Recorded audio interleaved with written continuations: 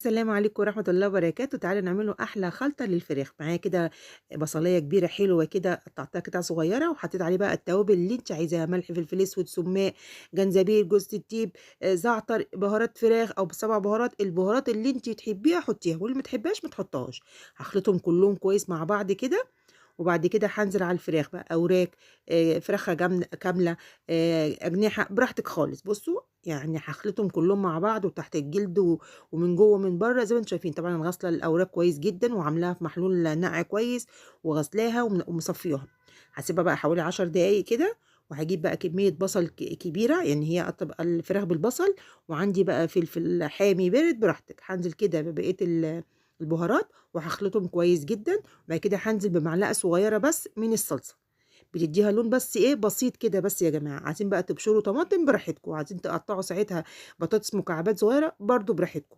بصوا الجمال.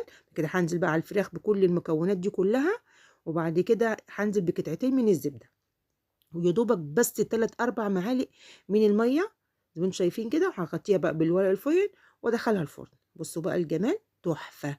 وهاوريكم اللي هي مقرمشة كده وطرية وjuicy من جوّه يا جماعة. وشوية البصل دول هتاكليهم قبل الفراخ، مع شوية بقى يعني رز كده، بجد تحفة. يا رب الوصفة